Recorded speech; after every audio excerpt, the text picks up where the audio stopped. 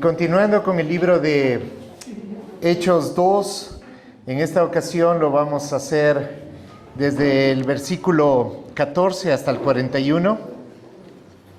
Es una porción un poco extensa, pero no podemos desmembrar este discurso tan poderoso, tan fuerte, creo que único hasta nuestro tiempo. Porque a lo largo de la historia podemos ver muchos discursos que han tenido gran impacto sobre la humanidad.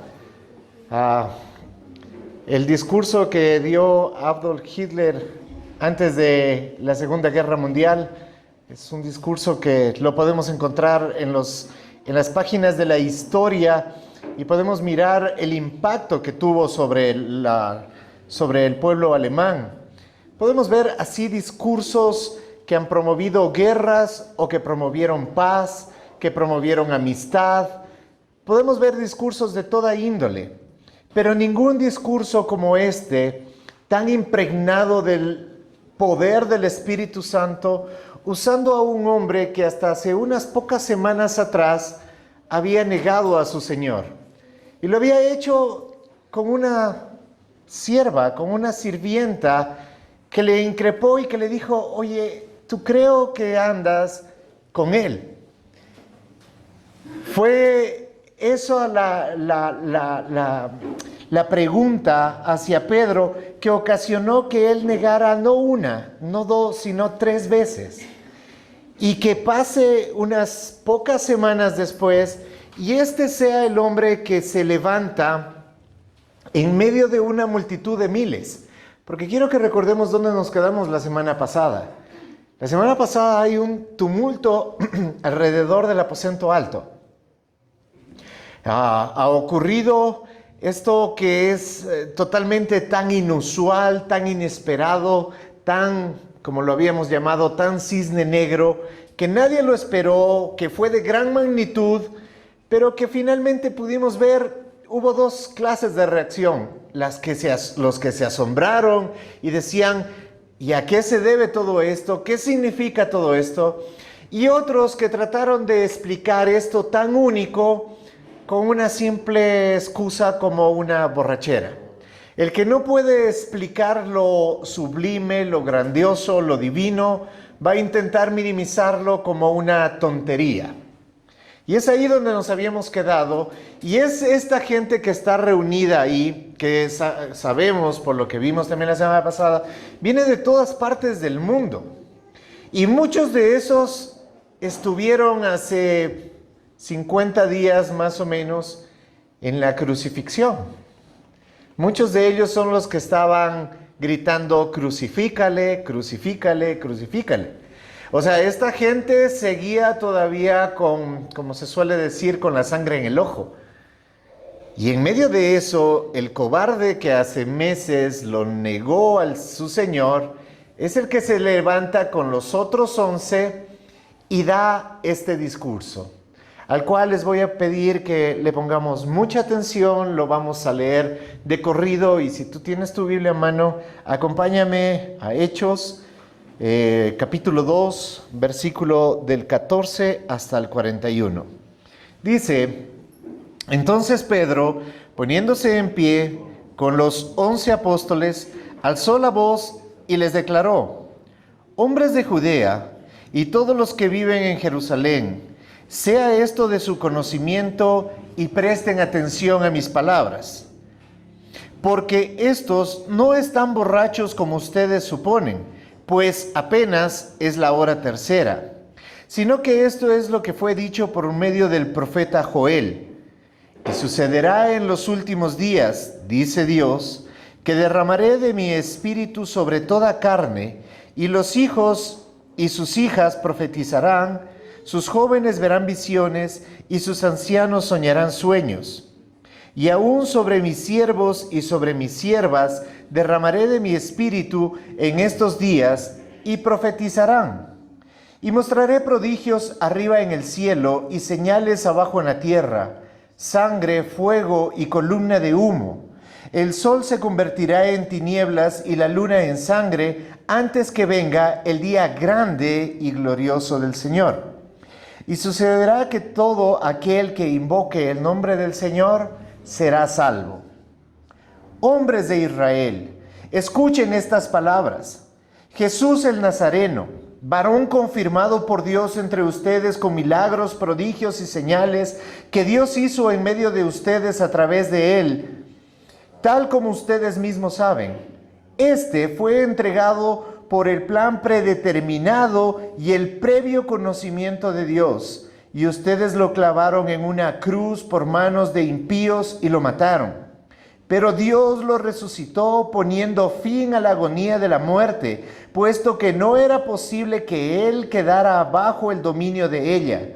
Porque David dice de él: veía siempre al Señor en mi presencia, pues está a mi diestra para que yo no sea sacudido. Por lo cual mi corazón se alegró y mi lengua se regocijó, y aún hasta mi carne descansará en esperanza. Pues tú no abandonarás mi alma en el Hades, ni permitirás que tu santo vea corrupción. Me has hecho conocer los caminos de la vida, me llevarás de gozo con tu presencia. Hermanos, del patriarca David les puedo decir con franqueza que murió y fue sepultado, y su sepulcro está entre nosotros hasta el día de hoy. Pero siendo profeta y sabiendo que Dios le había jurado sentar a uno de sus descendientes en su trono, miró hacia el futuro y habló de la resurrección de Cristo, que ni fue abandonado en el Hades, ni su carne sufrió corrupción. A este Jesús resucitó Dios, de lo cual todos nosotros somos testigos. Así que, exaltado a la diestra de Dios y habiendo recibido del Padre la promesa del Espíritu Santo, ha derramado esto que ustedes ven y oyen, porque David no ascendió a los cielos, pero él mismo dice: dijo el Señor a mi Señor, siéntate a mi diestra, hasta que ponga a tus enemigos por estrado de tus pies. Sepa pues con certeza toda la casa de Israel que este Jesús, a quien ustedes crucificaron, Dios lo ha hecho Señor y Cristo. Al oír esto, conmovidos profundamente, dijeron a Pedro y a los demás apóstoles: hermanos, ¿qué haremos? Entonces Pedro les dijo: arrepiéntanse y sean bautizados, cada uno de ustedes en el nombre de Jesucristo para perdón de sus pecados, y recibirán el don del Espíritu Santo. Porque la promesa es para ustedes y para sus hijos y para todos los que están lejos, para tantos como el Señor nuestro Dios llame. Y Pedro, con muchas otras palabras, testificaba solemnemente y les exhortaba diciendo: sean salvos de esta perversa generación. Entonces los que habían recibido su palabra fueron bautizados y se añadieron aquel día como 3,000 almas. Y se dedicaban continuamente a las enseñanzas de los apóstoles, a la comunión, al partimiento del pan y a la oración. Son palabras humanas que están testificando sobre lo más divino que ha visto toda la creación. El milagro de la resurrección, el que alguien que estaba muerto fue levantado para no ver más muerte ni corrupción. Este discurso es un discurso que muestra varias facetas de lo que ya hemos visto en otras ocasiones acerca de la verdad del Evangelio de Cristo. Pues esto es el primer discurso a la iglesia. Y si ustedes se fijan, no es un discurso rebuscado, es la exposición plena de la palabra. No busca congraciarse con nadie, no busca argumentos legales, no.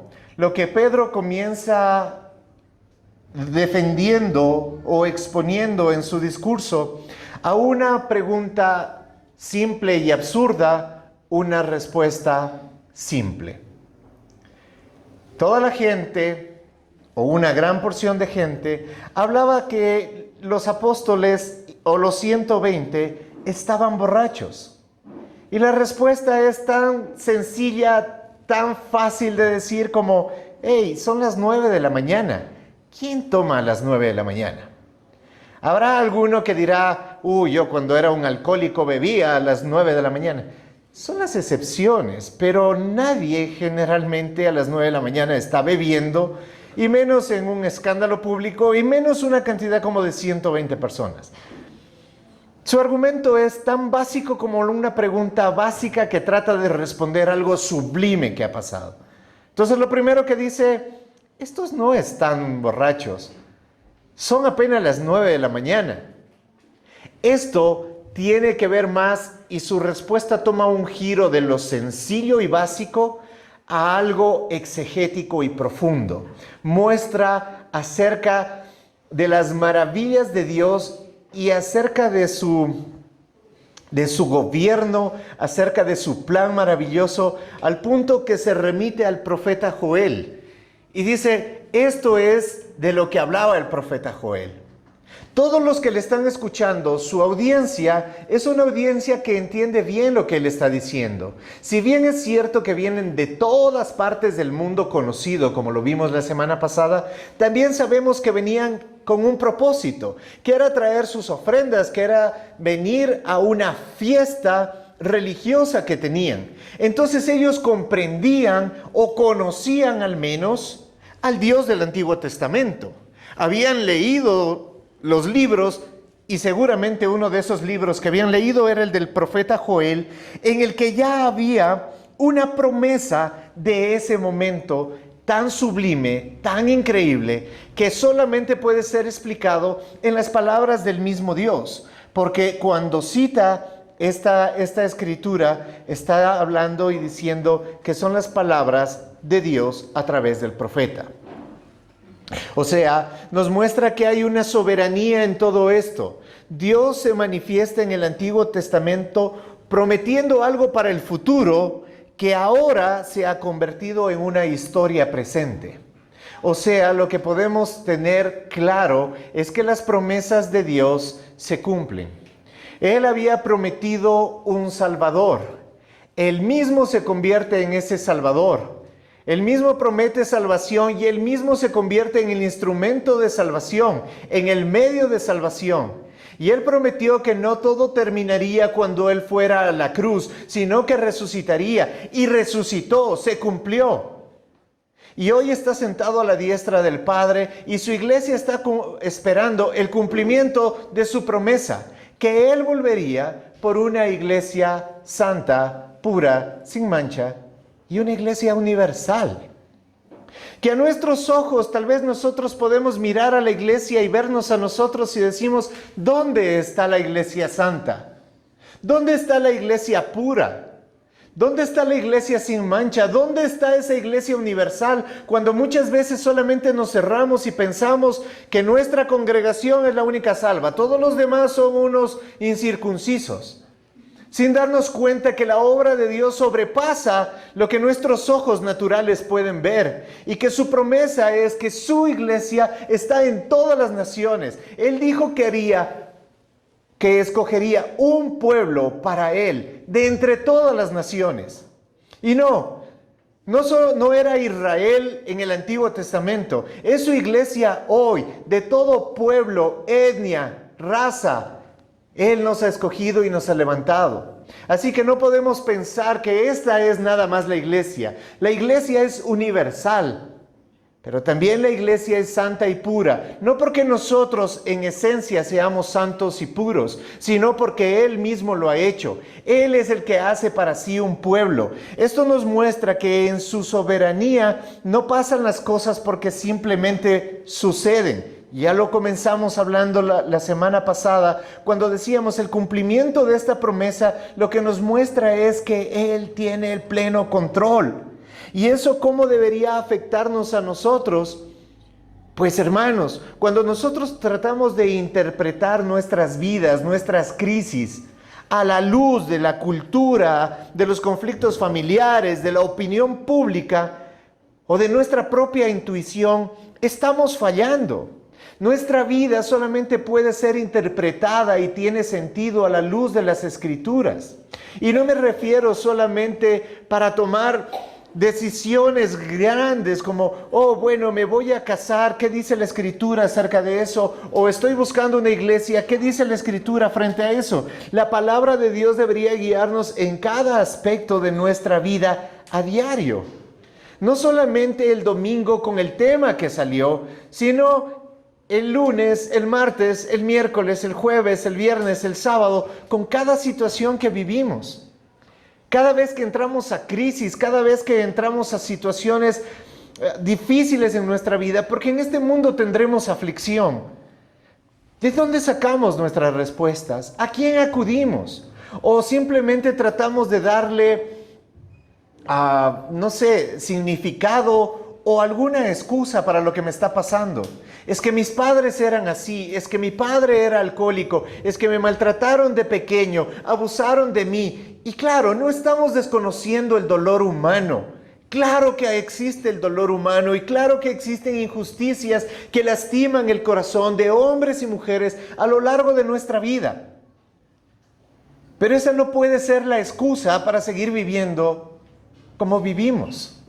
Pues la palabra de Dios reinterpreta la vida del hombre, no con nuestros ojos, sino a la luz de aquel que nos creó, de aquel que nos llamó a su luz admirable, de aquel que le da un sentido más allá de respirar, de salir a trabajar porque tengo que trabajar, sino como, de las cosas básicas que a cualquier animalito le hace falta. Nosotros pues no somos animales, nosotros somos creación de Dios y somos, según dice la palabra, la mayor de las creaciones de Dios. Y aparte de eso, Él ha llamado y ha escogido un pueblo para sí, porque Él puede hacerlo, porque Él quiere hacerlo.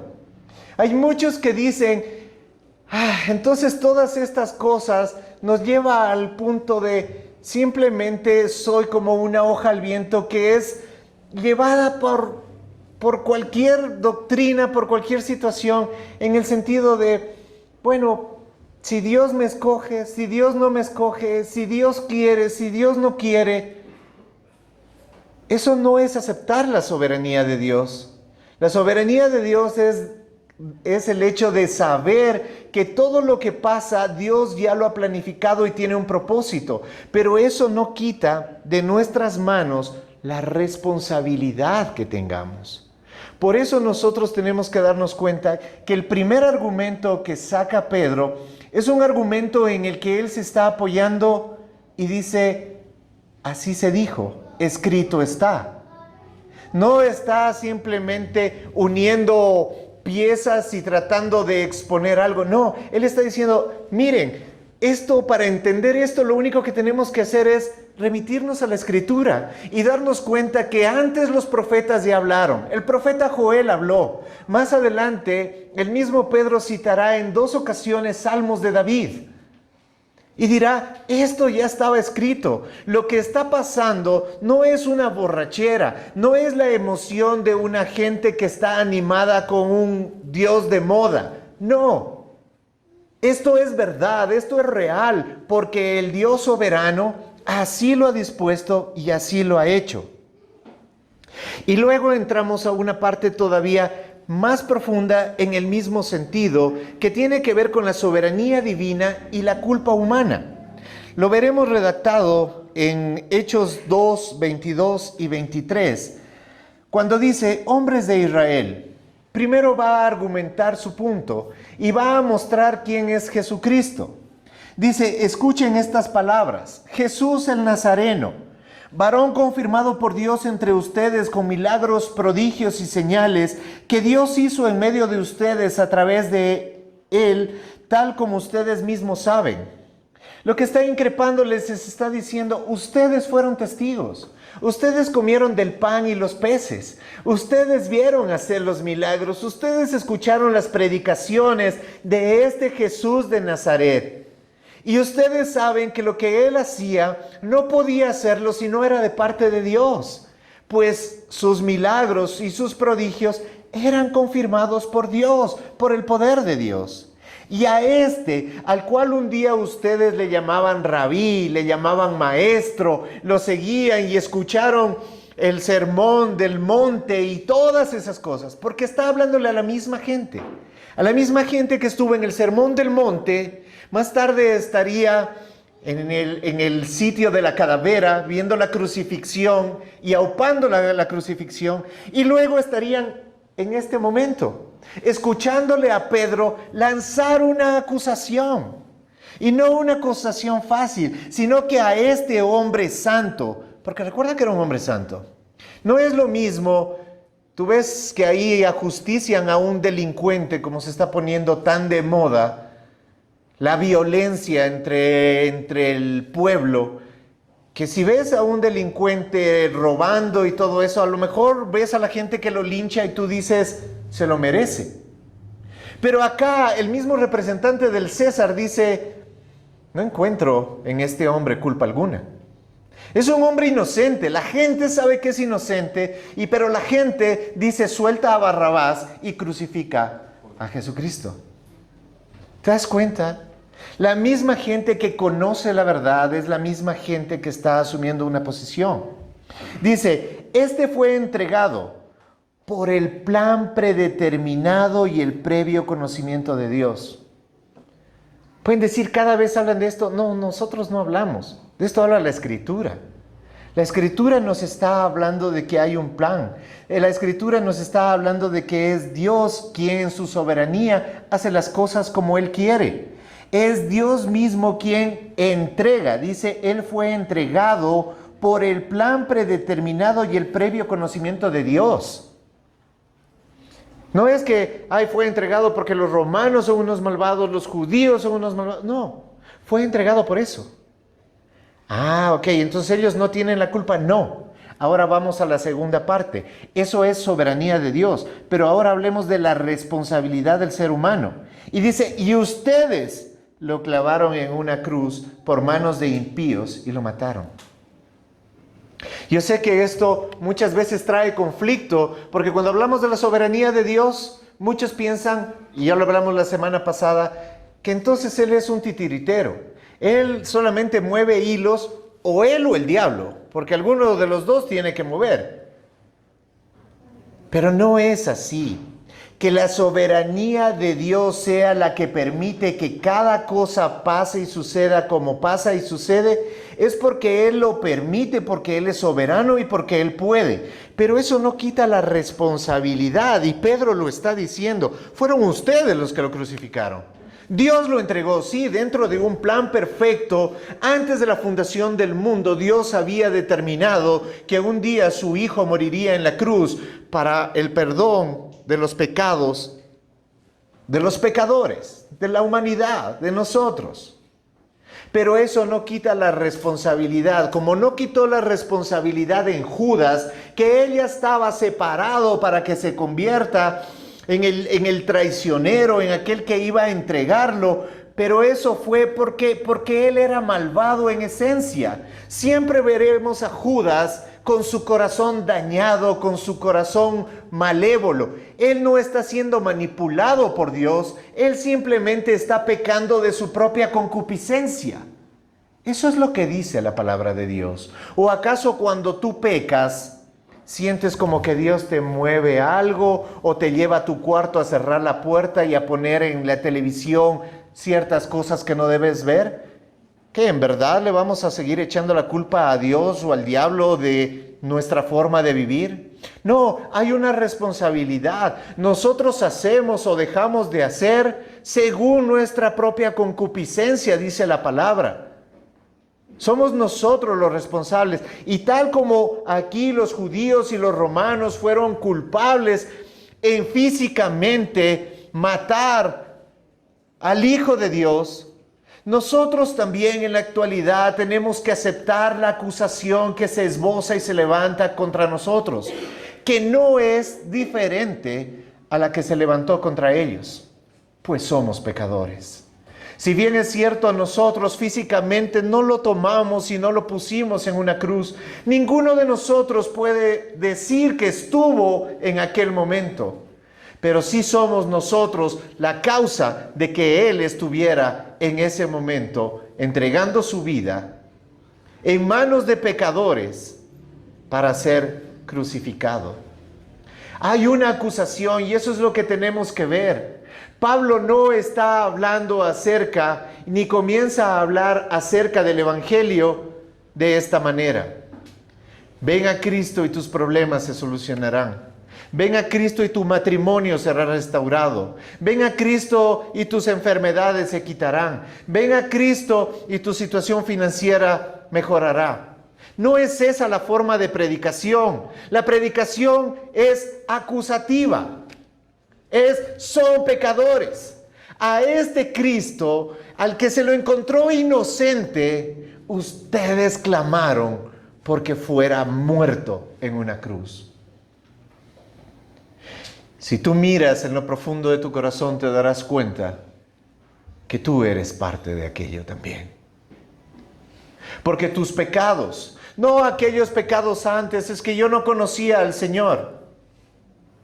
Ahora conociendo al Señor, habiendo escuchado de su palabra, tal como lo hicieron los que escucharon el Sermón del Monte, habiendo visto milagros, porque cada uno de nosotros podría contar una experiencia milagrosa de lo que Dios ha hecho en nuestras vidas.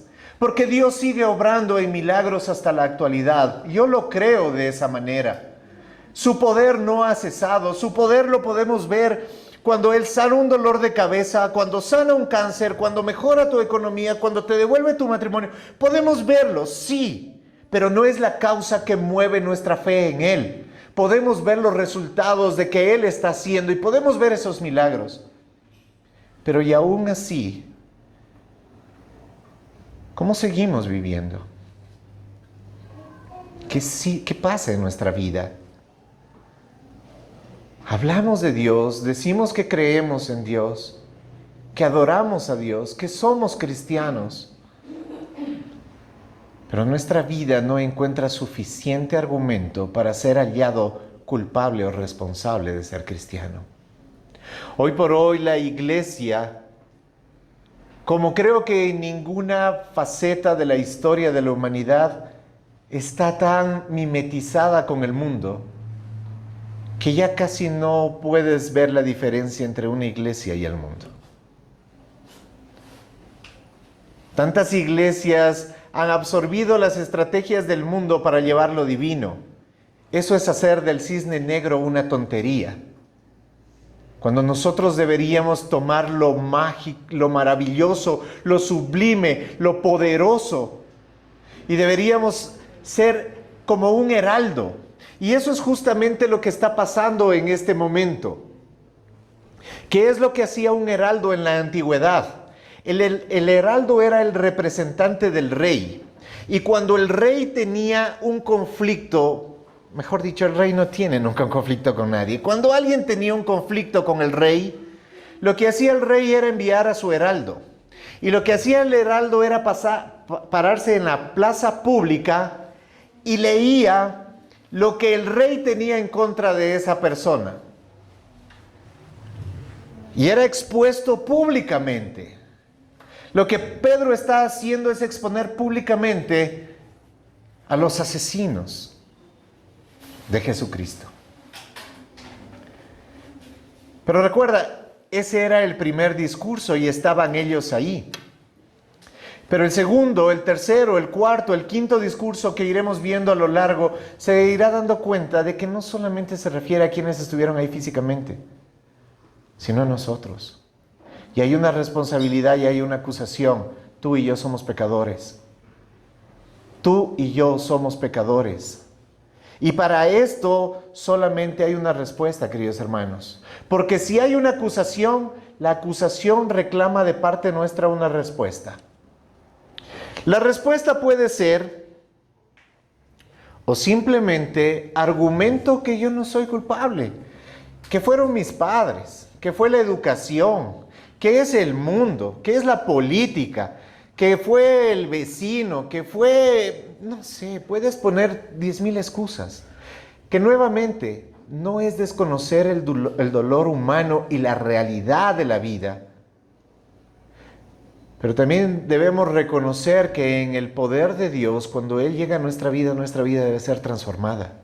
Y no podemos seguir poniendo argumentos para simplemente salvar la responsabilidad.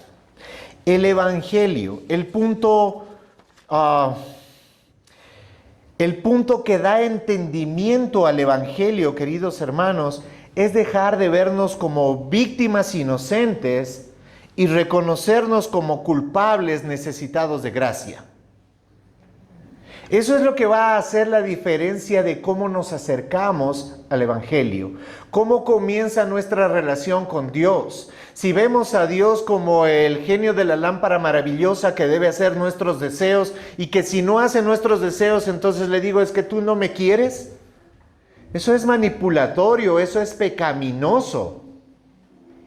Cuando yo entiendo de que Él me ha amado hasta lo sumo, hasta el punto de despojarse de su deidad para venirme a buscar, yo siendo pecador, entonces entiendo de que Él me ama sin medida, que Él no solamente está buscando mi realización por 60, 70, 80 años en este mundo, sino que Él está buscando mi eternidad. Que Él está buscando que pueda conocerlo plenamente.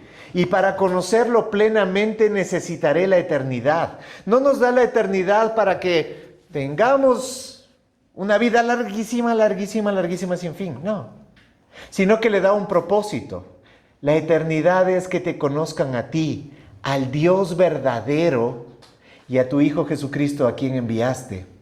Si tú pensabas que tal vez el primero o segundo siglo ibas a pasar en adoración, como aquí en el culto, y después de eso, bueno, ya vayan, ya hemos adorado 2, 3 siglos, ahora sí vayan a darse una vuelta.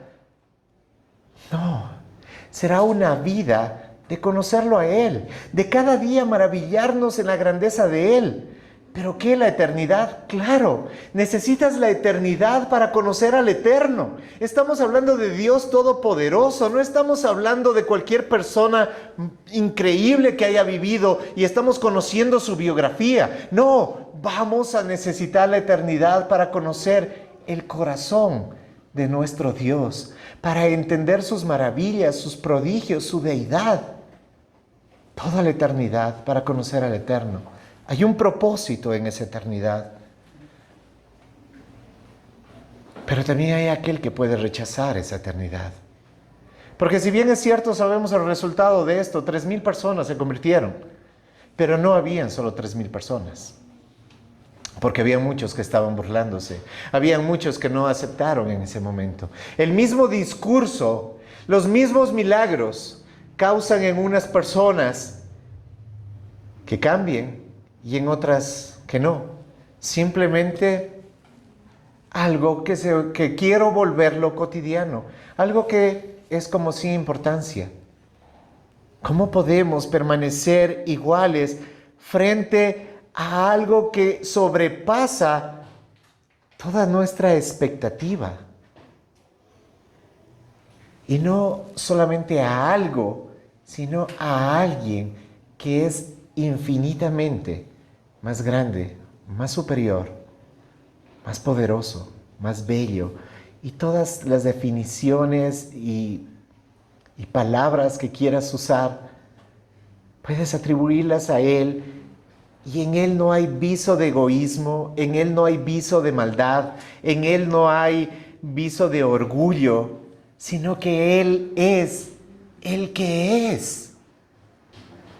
Es difícil entenderlo, pero debemos esforzarnos en no hacer a Dios a nuestra imagen y semejanza, sino en buscarlo a Él y a su verdad. Queridos hermanos, la conclusión a lo que Pedro está diciendo no termina en una acusación nada más, sino que espera una respuesta que la encontramos en el versículo 37. Al oír esto, luego de escuchar una promesa vacía, no, promesa de verdad. Él volverá. Él ha salvado, Él ha limpiado. Hay promesas, sí, pero no solamente hay promesas, sino que hay esa acusación. Ustedes son pecadores. ¿Cómo predicamos el Evangelio hoy? Hoy ya no hay tanta necesidad de arrepentimiento. Hoy la invitación es directamente a acepta al Señor Jesucristo como tu Señor y tu Salvador. No puedes. No puedes saltarte el arrepentimiento. Queridos hermanos, quitarle eso al Evangelio es mutilarlo. Es predicar otro Evangelio. Yo no puedo arrepentirme si primero no sé mis cargos. Y los cargos es que cada uno de nosotros somos pecadores. ¿Por qué? ¿Porque Dios nos llamó a ser pecadores? No, porque nuestra naturaleza es ser pecador. Lo primero que hacemos como niños es ser pecadores. Nadie nos enseñó.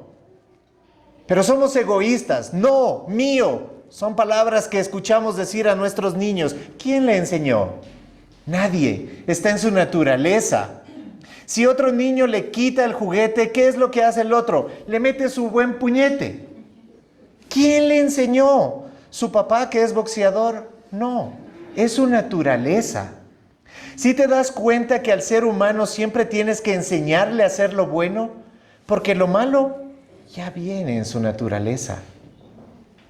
Entonces pensar que alguien que es malo en esencia puede hacer las cosas bien porque simplemente se lo propone es tan absurdo como decir el veneno funciona para unos y para otros no. No, siempre será veneno, a menos de que su naturaleza cambie. Y solamente Dios puede cambiar la naturaleza del ser humano. Cuando su Espíritu Santo viene y nos transforma, nos llena. No solamente nos llena, sino que también se posiciona sobre uno. La soberanía de Dios es algo transversal en toda la Escritura. No es un tema que hablo cuando escojo hablar de soberanía. La soberanía de Dios la encuentro impregnada en toda la Escritura. Y eso me lleva a la posición en la cual dice Pedro que fue puesto Jesucristo. A la derecha de Dios mismo. Está en el lugar de máxima autoridad. Por tanto, eso lo hace Señor. La resurrección lo vuelve Salvador. Pero el estar sentado a la diestra del Padre lo vuelve en Señor. Por tanto, no podemos escoger en nuestra vida si quiero lo uno o lo otro. El paquete es único y completo. O es nuestro Salvador y Señor, o no es nada. No, pero es que yo siento que me ha salvado, pero sigues viviendo como cualquier inmundo. Sí deberías cuestionar si realmente eres salvo. Porque las falsas salvaciones han pululado las iglesias por hoy. ¿Por qué? Porque ven al Señor Jesucristo y Él te perdonará. Es algo bueno y se vende bien. ¿Quién no quiere estar a buenas con Dios? Pero nadie quiere pasar el primer requisito. Debes aceptar de que no eres una víctima de las circunstancias. Eres un vil pecador que mereces el infierno. ¿Por qué debería ofenderte que Dios escoge? Y dice justamente en su palabra, y para todos los que están lejos, para todos como el Señor nuestro Dios llame. ¿Por qué nos ofende que la Escritura diga que Dios escoge a unos y a otros no? ¿Por qué? Partamos desde lo básico. Todos somos pecadores y todos merecemos el infierno. Esa es la premisa. Si Dios quiere salvar a algunos, esa es su gracia, su amor, su felicidad, su bondad, su poder. Es Dios. ¿Por qué tiene que decir, ay, es que a otros no salvó? No, no salvó. Todos estábamos condenados. Él escogió salvar. Y yo quiero decirte una cosa. Si tú hoy estás escuchando el mensaje de la palabra de Dios, tú no podrás decir al final, Señor, es que como tú no me habías escogido, yo estaba esperando que tú me escojas y digas, vos eres escogido y ya. Estás escuchando el mensaje. Tienes el mensaje que transforma al mundo, expuesto delante tuyo.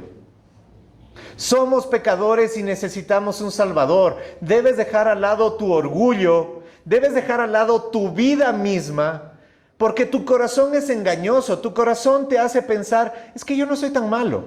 El que está al lado sí es, ese sí es bien malo. Pero yo no soy tanto, yo sí soy mejor persona. Ese es nuestro corazón engañándonos, no permitiéndonos ver que así como Pedro acusó a los judíos por la muerte de Jesucristo, hoy el Evangelio nos acusa a todos nosotros de ser la causa de la muerte de Jesucristo en la cruz. Por tanto, necesitamos una respuesta. Necesitamos ser conmovidos profundamente. ¿Qué haré, Señor? Yo reconozco que soy pecador, yo soy vil. He intentado una y otra vez separarme de ese pecado. He tratado de esto, he tratado aquello. Quiero ser más fiel, quiero buscarte más y no puedo, Señor. Eso es lo primero que tienes que aceptar. Y dejar de estar poniendo, sí, la próxima semana comienzo, el próximo año, ahora sí voy a levantarme a las 5 de la mañana. Primero acepta que sin Él no puedes nada. Nada. Primero reconócelo. Reconoce que no es por nuestras buenas obras, ni nuestras buenas intenciones, ni levantarnos temprano para ir al culto. No, es por su gracia. Es por su amor. Y entonces ahí viene. Hermanos, ¿qué haremos? Entonces Pedro les dijo, arrepiéntanse. Tan sencillo, arrepiéntanse. Pero es que no hay más excusas. Para yo arrepentirme necesito creer una verdad. Porque si no creo esa verdad, yo no me voy a arrepentir. No es que sí, Dios al final, como Él me conoce, Él me ha de perdonar. A la final, Él sabe cómo es mi corazón. Yo siempre lo he dicho, ¿y no te horroriza que Él en verdad sepa cómo es tu corazón? Porque nuestro corazón es engañoso, nuestro corazón es malvado. Date cuenta en qué se distrae tu pensamiento mientras yo estoy aquí predicando. Ponte conscientemente en qué se distraen tus pensamientos. ¿A dónde se está yendo? ¿Qué es lo que llama la atención en este momento? Cuando la palabra de Dios está siendo vertida, ¿qué es aquello que te distrae? ¿Facebook, Instagram? ¿O mañana tus estudios, la deuda que tienes? Si te das cuenta que la prioridad no es Dios, porque somos hombres viles y pecadores que necesitan arrepentirse. Arrepentirse quiere decir giro de 180 grados. Por eso Alfa 180, el inicio del cambio. Estamos así, giro de 180. Uno de 90 no me sirve porque voy a ir a otra dirección. Solo hay un camino, solamente hay una verdad, solamente hay una vida y esa es Cristo. Y esa está dado en la forma en la que Dios, en su plan, ha querido salvarnos. No como nosotros queremos salvarnos. No las cosas que yo quiero o no quiero hacer, sino las cosas que yo debo hacer para mi sana edificación. Todo me es permitido, pero no todo me conviene. Me conviene lo que mi Padre quiere que yo haga. Pero antes de dedicarme a hacer todo aquello, yo tengo que reconocer que necesito arrepentirme, que necesito un Salvador y que necesito un Señor, porque yo no puedo ser el Señor de mi vida. Me ha ido muy mal siendo el Señor de mi vida. Soy demasiado egoísta. Soy demasiado egocentrista. Y estoy seguro que tú puedes decir algo muy, muy similar. El llamado es al arrepentimiento, hermanos. Arrepiéntanse y sean bautizados, cada uno de ustedes en el nombre de Jesucristo para perdón de sus pecados y reciban el don del Espíritu Santo. Para recibir el don del Espíritu Santo no es comienza a hablar palabras que no sabes pronunciar, haz como que se te traba la lengua y dilo rapidísimo y entonces vas a recibir el don del Espíritu Santo. Yo no necesito ese don para hablar tonteras, ya puedo hablar tonteras por mí mismo. Yo necesito el don de Dios para cambiar mi vida, para ser transformado, para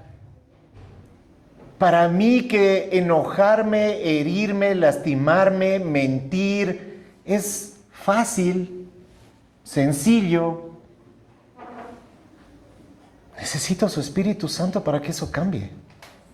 Para que mi enojo no dé cabida a mi ira, sino que mi enojo dé cabida a mostrar un carácter conforme al de Dios. Para que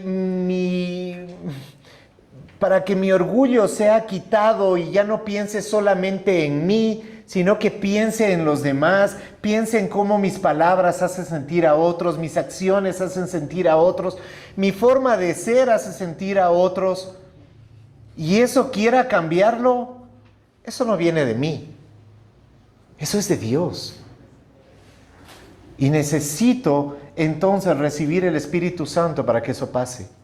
Porque por más que me esfuerce, por más que le ponga ganas, no es con fuerza, no es con ejército, es con su Santo Espíritu. Y a propósito de esos hermanos, haciendo un paréntesis aquí, en este momento vamos a tener una Santa Cena. ¿Por qué? Porque sin duda predicar Hechos 2 nos recuerda quiénes somos y nos recuerda la obra de Jesucristo. Y eso es lo que hacemos cuando conmemoramos su muerte. Pero queridos hermanos, para esto yo debo haber creído, arrepentido y ser bautizado. Por eso, hermanos, yo quiero dirigirme en este momento a la iglesia y hablarles a aquellos que son creyentes y están en comunión. Si tú has sido compungido, y esta palabra compungido hace referencia a un dolor extremadamente profundo en el corazón. Algunos, la palabra de la cual se saca que fueron conmovidos o compungidos, es una palabra que denota a una mujer en parto. O sea, las mujeres que han dado a luz saben el dolor que es, ¿no? Hay algunos médicos que han comparado el dolor del parto con el dolor del infarto, ¿sí? Dicen que casi es similar. Para algunos hombres, si sufrieron un infarto, pues ya sabes cómo es más o menos el dolor de parto, ¿sí? Para los que no hemos sentido, gracias a Dios, ¿sí? Pero realmente es un dolor tan fuerte que quieres que acabe. O sea, que es tan profundo, te duele todo y es tan desesperante que necesitas que termine. Eso es ser conmovido en el corazón. No es solamente, ay, sí me siento mal, qué mal pecador que soy. Ay, Diosito, sí me has de perdonar, ¿no es cierto? No es eso. Es definitivamente no puedo, no quiero vivir de esta manera. Tiene que cambiar mi vida. Tiene que cambiar mi vida. Y no podemos ser como el faraón cuando el profeta de Dios le preguntó, ¿y cuándo quieres que quite esta peste de ti? Refiriéndose a las ranas. ¿Mañana? Esa fue la respuesta. Siempre me ha llamado mucho la atención que el faraón nunca dijo, estoy harto de estas ranas, no puedo ni dónde sentarme, quiero que las quites ahora. No, mañana, ¿te parece bien? Y uno dice, qué tontera, qué estupidez, ¿cómo alguien puede decir eso? Oye, son las mismas respuestas cuando decimos, es que todavía estoy en el proceso, todavía voy cambiando. Dejando la mentira, la pornografía, el alcohol, el cigarrillo, el chisme. Es que todavía estoy en el proceso, sí, pero jijiji, no, ya, ¿hasta cuándo? Iglesia, ¿hasta cuándo? El llamado solamente tiene cabida para un sí o un no. No hay neutralidad. Al tibio lo vomitaré de mi boca. Solamente puedes, Señor, ¿qué haré para ser salvo? Y Señor, deben estar borrachos. No hay otra opción. Señor, un poco más adelante. Señor, es que todavía me falta vivir la vida. Como pensar que la vida es embriagarse, estar con otras personas teniendo sexo y gastar dinero. ¿Eso es vida? ¿Por eso se esfuerza el hombre? ¿No deberíamos correr a la verdadera vida? A aquel manantial del cual si bebiéramos de sus aguas no volveríamos a tener sed jamás. ¿Hasta cuándo vamos a posponer que nuestra vida sea transformada, sea cambiada en el poder del Espíritu para convertirnos en baluartes de la verdad? Para convertirnos en estandartes de Dios, anunciando las buenas nuevas.